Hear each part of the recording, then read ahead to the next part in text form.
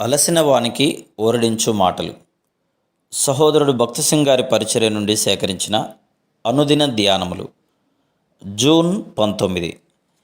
ఎలాగూ శరీరము ఏకమయ్యున్నను అనేకమైన అవయవములు కలిగినదో, ఎలాగూ శరీరం యొక్క అవయవములన్నీ అనేకములైనను ఒక్క శరీరమైనవో, అలాగే క్రీస్తు ఉన్నాడు. 1 కొరింథీ 12:12. కొరింథులోని విశ్వాసులు అనేక గుంపులుగా విభాగించబడిరి.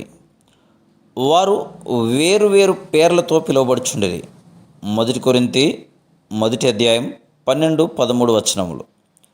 మనము బాప్టిస్టు, మెథడిస్టు, ఆంగ్లికన్, బ్రెదరన్, పెంతకోస్తు మొదలగు వివిధమైన పేర్లతో పిలువబడిన యెడల అది వ్యత్యాసములను తీసుకుని వచ్చును. మనమందరము క్రీస్తుకు చెందిన వారం. వేరొక పేరుతో పిలువబడు హక్కు మనకు లేదు.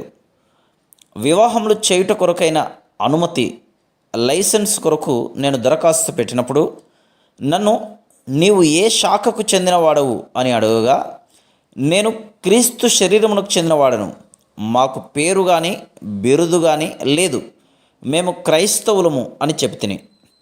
తర్వాతి ప్రశ్న, మీకెంతమంది సభ్యులు కలరు? అప్పుడు నేను, మాకు సభ్యత్వం లేదు, మేమందరము సమానము, మేమందరము ఒకటే, తిరిగి జన్మించిన వారందరూ ఆహ్వానించబడుదురు అని చెప్తిని. అయితే ఈ ఏకత్వమునున్నది కాపాడబడవలను. హస్త నిక్షేపణ ద్వారా మనమందరము ఒకటే అని, దేవుని దృష్టిలో అందరూ సమానులని సాక్ష్యమిచ్చుదుము.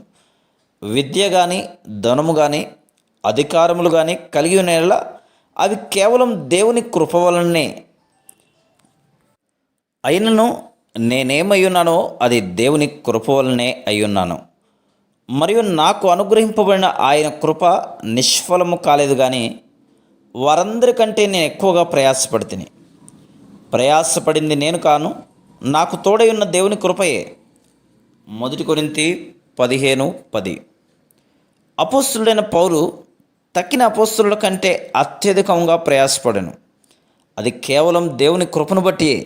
మనలో ఎవరైనాను బోధించుట, ఉపదేశించుట అను వరములు కలిగి ఉన్న యెడల అది కేవలం దేవుని కృపను బట్టియే. మనం దానికి తగిన వారం కాము. మనము కృప ద్వారా రక్షించబడితిమి. కృప ద్వారానే వివిధ తలాంతులు కలిగి ఉంటిమి.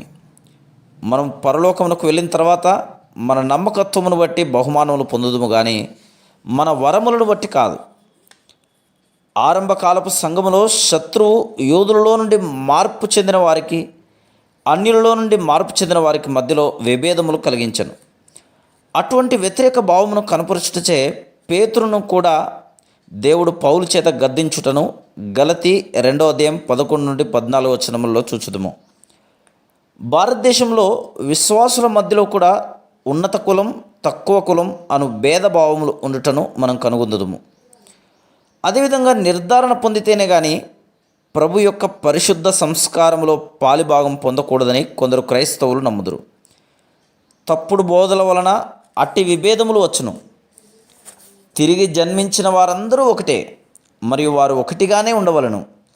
దేవుని ప్రజల మధ్యలో విభేదములు తీసుకుని వచ్చు ఆచారములు, పనులు, కార్యకలాపములలో విశ్వాసులంగా మనం పాలిభాగం పొందుటకు నిరాకరించవలను.